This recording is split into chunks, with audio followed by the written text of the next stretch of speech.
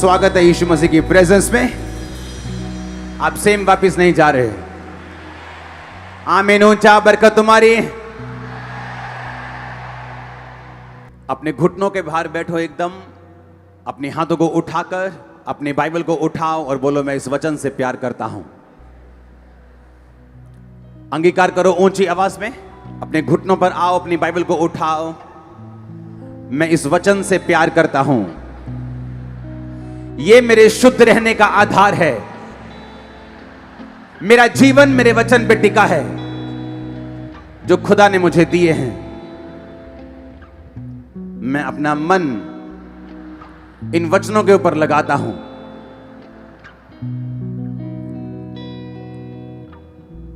अपने होठों को खोलो और खुदावंद को बताओ कि परमेश्वर तेरे वचन मेरे लिए कीमती हैं। मैं इन्हें सुनूंगा, संभाल के रखूंगा और फल लेके आऊंगा। अंगीकार करो ऊंची आवाज में।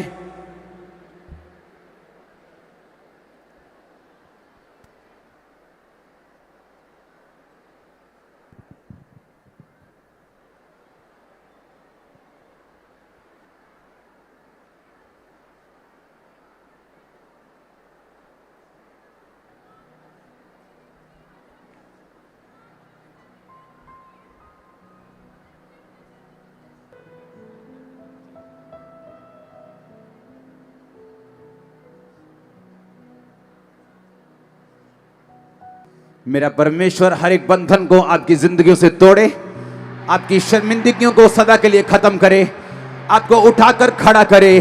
सारे पाप, सारे उसके सारे असर आपकी जिंदगियों से खत्म हो जाएं। मेरा परमेश्वर आपको समर्पित होने के लिए आज ग्रेस दे। आमीन। ऊंचा ये बरकत आप और आपके परिवारों के ऊपर होती रहे। तारीफ करो जोर से जोर से जोर से। हालेलुया। आज का वचन हम दो पार्ट्स में सुनेंगे। पहला पार्ट अभी मैं सुनाऊंगा, दूसरा पार्ट दूसरी मीटिंग में, क्योंकि मैं आज यहीं पे हूं, मैं ऑफिस में हूं, मैं घर नहीं जाने वाला हूं। तो मेरा ये आपसे विनती है, इसको ध्यान से सुनना। आमीन। मैंने आपको प्रोफेटिकली बताया था कि जो छुटकारा है वो आप में प्रवेश कर चुका है। आप उसे देखने वाले हो। आमीन। ऊंचा बरकत तुम्हारी है। अपनी बॉडी पे हाथ रखो, बोलो, जो वचन मैं सुनूं 100 गुना फलों को लेके आओ। अंधकार की शक्तियां से चुरा ना सके। प्रभु यीशु मसीह के सामर्थी नाम में हम मांगते हैं।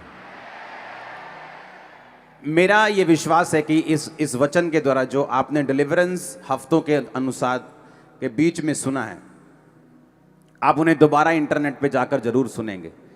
और जैसे जैसे आप उन्हें सुनेंगे, आपकी लाइफ में इंप्रूवमेंट, आपकी लाइफ में छुटकारा आप देखेंगे किस तरह प्रैक्टिकली आपकी लाइफ में, आपके परिवार में आना शुरू हो चुका है।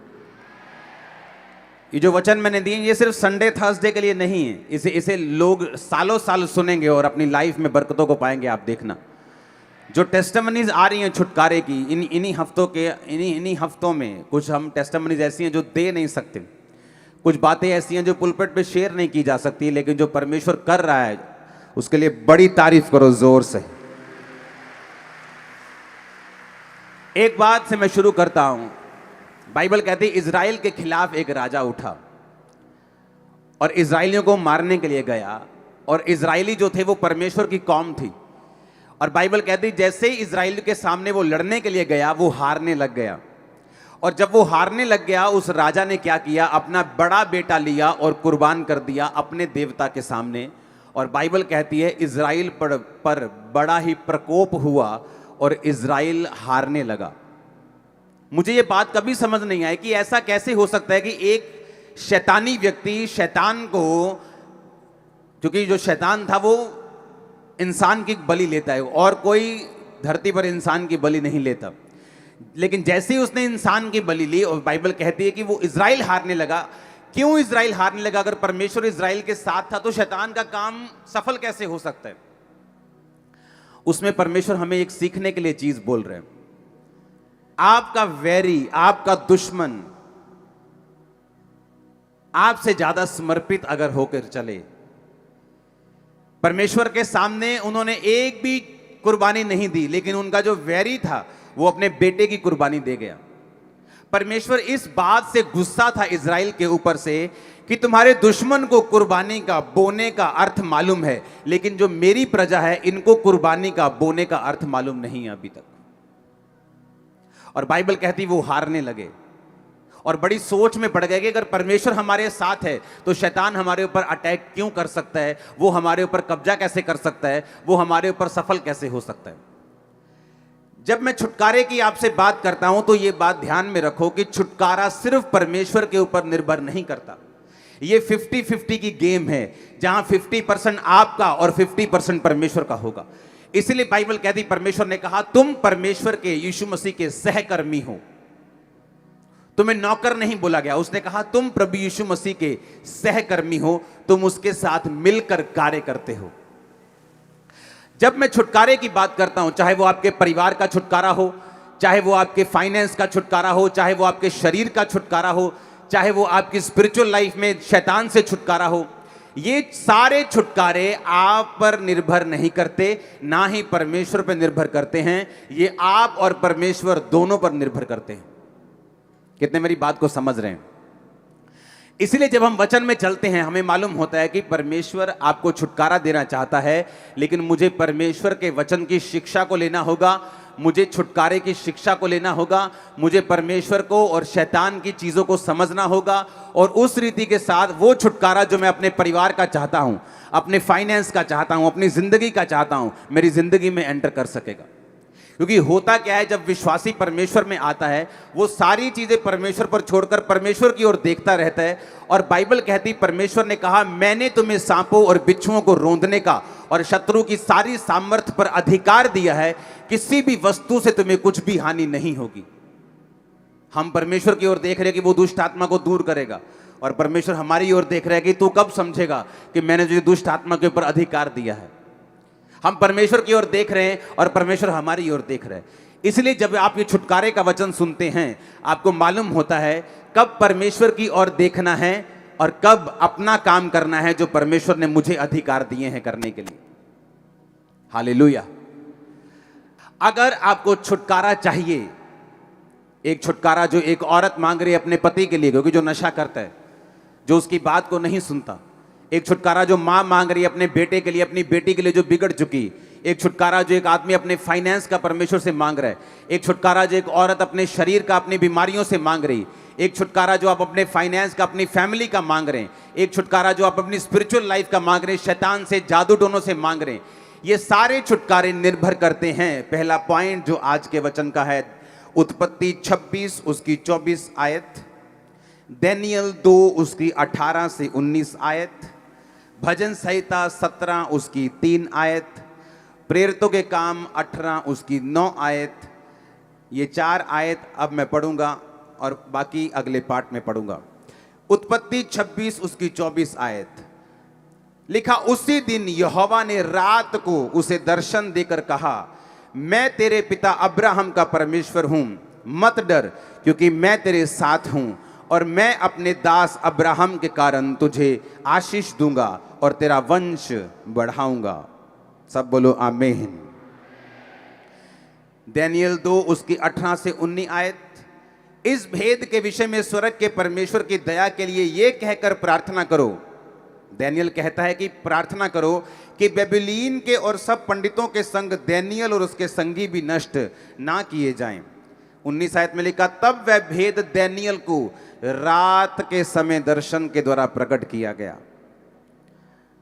इसहाक को परमेश्वर ने दर्शन दिया। बाइबल कहती है उसी दिन यहोवा ने रात को, उत्पत्ति 26 उसकी 24 आयत में लिखा। दानियेल को भी बाइबल कहती है परमेश्वर ने जब दर्शन दिया तो परमेश्वर ने कहा रात को।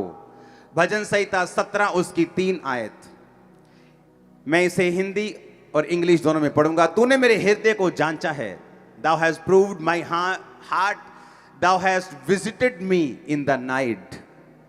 इंग्लिश में लिखा, खुदा तूने मुझे रात को विजिट किया है। भजन संहिता में कंप्लीट हिंदी में नहीं लिखा, उसने हिंदी में लिखा रात में तूने मुझे देखा है, यहाँ देखा नहीं है। क्योंकि अगर इसको इब्रानी भाषा में हम असली भाषा में निकालें, जिस भाषा में बाइबल लिखी गई थी, उस वचन को हम समझेंगे, असली भाषा में उस वचन को पढ़ेंगे, जिसका मतलब है पकड़, हिंदी में भी है ना ये शब्द पकड़।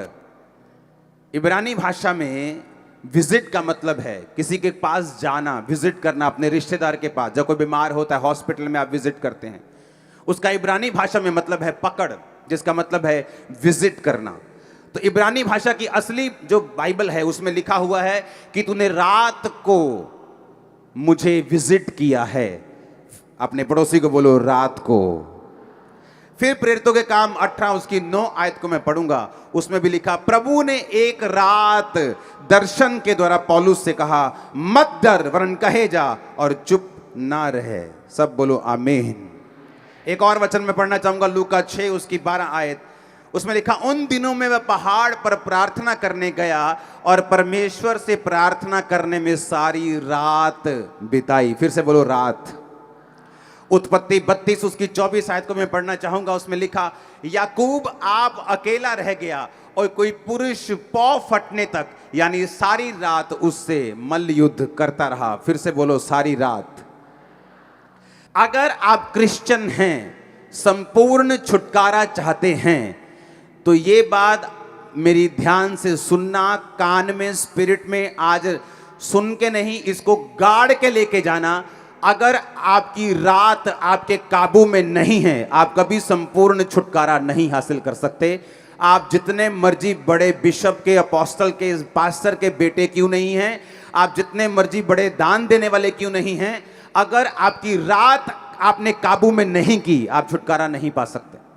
सबको जय मसीह की। मैं जतिन बब्बर और आप देख रहे हैं मसीह परिवार चैनल। जैसे कि आप सब जानते हैं कि मैं इस चैनल पे प्रभु के अलग अलग दासों की वीडियोस डालता हूं, तो अगर आपको हमारा चैनल अच्छा लगता है तो आप इस चैनल को ज़्यादा से ज़्यादा सब्सक्राइब जरूर करें, ताकि आप प्रभु के वचन को सुन सके। वीडियोस को ज़्यादा से ज़्यादा शेयर करें, ताकि जिन लोगों तक वचन नहीं पहुंचा उन तक भी वचन पहुंच सके।